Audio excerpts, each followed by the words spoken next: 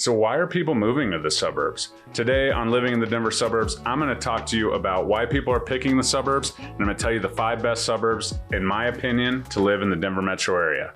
So let's dive in. So what I did to start preparing for this video is I dove into the Google machine and I figured out what the top 5 according to Google and ChatGPT and all that stuff.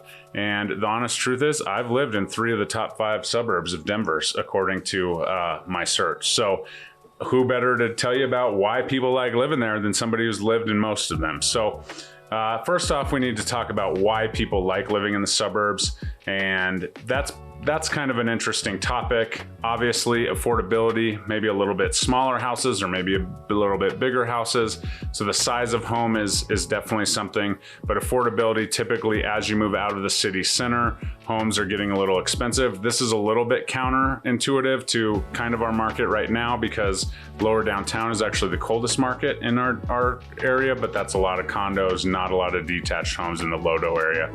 But without that, so affordability, typically there's more space, whether that's, you know, yards and things like that. As we know, Coloradans love their dogs. So a lot of these cities are known for having smaller homes for the starters, all the way up to the big monsters. But they all have yards because everyone loves those dogs in Colorado. The next, according to my quick search, is safety. The honest truth is, you know, crime is crime. It's going to happen anywhere. As a realtor, we always, you know, direct you to your local county and city websites to make sure that where you're living is safe. I always caution my buyers to check out the home that they are purchasing and investing in, you know, at all hours. Make sure, you know, it's not a frat house on Saturday nights around the corner, that kind of stuff. If that's what you're into, maybe you want it to be like that. But I always have people go at different times as a good way when you're purchasing a home, go at different times on the week, during the day, during the week, just to make sure that the neighborhood you're moving into, you have a full perspective, because some things on a Saturday afternoon showing are a lot different than a Saturday night or a Sunday morning. So definitely, you know, take that into consideration. The next thing is quality of life. Often, you know, it's said that the quality of life in suburban areas is a little bit better. There's a little bit more space, a little bit less people, a little bit slower pace of life. So that equates to the quality of life, I guess. So let's dive in. Coming in at the number 1 favorite Denver suburb is Littleton. Littleton is where I currently live. Littleton has a cool little downtown area, a really good vibe. The melting pots down there, we've talked about this on the channel. If you want to dive into more about Littleton, here you go. But Littleton is a suburb just south of the Denver metro area. It does have a light rail that runs right through it, so you have easy access to downtown. There are all kinds of homes and shapes and sizes in Littleton. Actually, the city of Littleton is pretty small. There is unincorporated Jefferson County, which is titled Littleton, which I talked about in that video, that has bigger homes. That's actually where I live.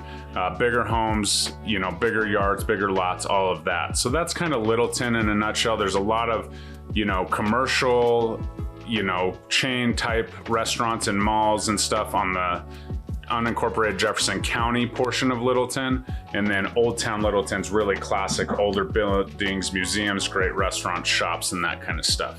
So that's kind of Littleton. The next we have is Lakewood, which is, you know, where I spent most of my adolescence and childhood. Lakewood is the suburb directly to the west of Denver.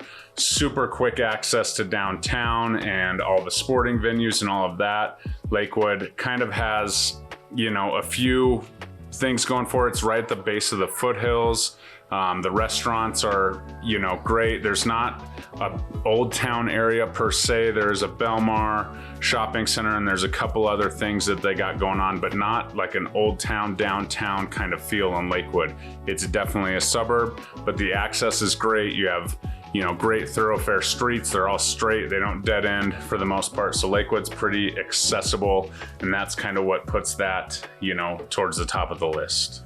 And the schools must be pretty good because I went there. So, you know, take that for what it is. That was 20 years ago. So the next city on the list or suburb on the list comes in is Aurora. And Aurora is touted as America's most active city, which is kind of a surprise to me.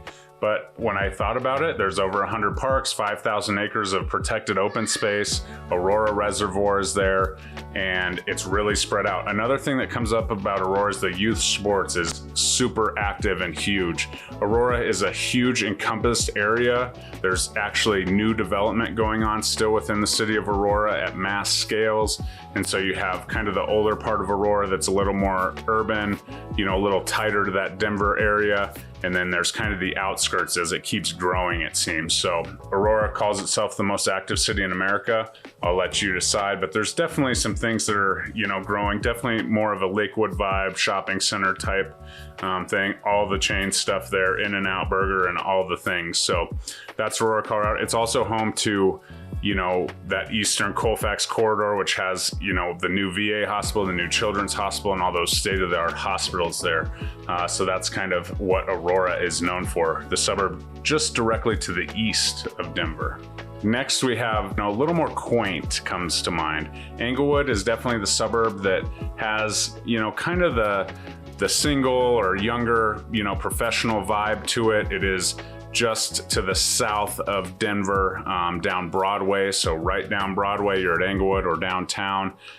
Definitely smaller homes. This is where my wife and I bought our first home. It was 920 square feet. So with that comes affordability. We had a nice big yard, but it was a smaller home so we could afford it. I won't tell you how much I spent on it because it doesn't quite go for that anymore, but that was, you know, 14 years ago now. So things have changed in the area a little bit. Englewood does have kind of an old city center, kind of. It used to be Cinderella City Mall, which was like the crazy up and coming mall. That's since been taken down for the most part, except for the Englewood City building. And just a cool vibe, a lot of mom and pop shop, restaurant type things. And that's kind of Englewood. Also light rail access to, you know, downtown really quick. And that's Englewood. Pretty small in stature, but it definitely, you know, has really become an option for those people moving out of the city because they can go, they want a dog, they want a yard for their dog. So they're moving to Englewood to have those smaller houses that they can kind of upkeep easily, and then they have the yard. So check out Englewood if you're in that situation. Next, we have Arvada. Arvada is a suburb to the north of Denver. Arvada has I-70 kind of running just through the south of it. The thing about Arvada, I don't know if this is true, but one time my mom got lost in Arvada and someone told her Arvada meant no through streets. Arvada is very confusing. The main streets that run through Lakewood in Arvada all of a sudden turn and divide and all of that stuff. But Arvada is also on the north foothills, definitely closer to Boulder. Watch out for that Rocky Flat stuff if you want to look into that. Quite a story there. But as Arvada kind of goes, there is an old town, you know, city center right near the light rail station. And that's kind of a really cool spot. Older buildings, great restaurants and shops, and, you know, a really cool summer vibe with the, you know, breweries and things like that go on in Arvada. So Arvada is just started out as kind of that downtown city, you know, tight feel, kind of like Littleton. Arvada has expanded. There is, you know, multi-million-dollar homes and new construction going on the northwest side of Arvada. Like I said, up towards Boulder, pretty good access to Boulder and the Flatiron. So out of all of these suburbs, I think that they all have one thing in common. They all have the light rail, which is the RTD access, the train access to downtown. You can eventually get to the airport if you do some cool meandering there, but every single one of these suburbs absolutely has light rail access, easy access to downtown. It kind of, as it surrounds the Denver metro area. But yeah, those are the 5 suburbs that are most commonly referred to as the best suburbs to live in Denver.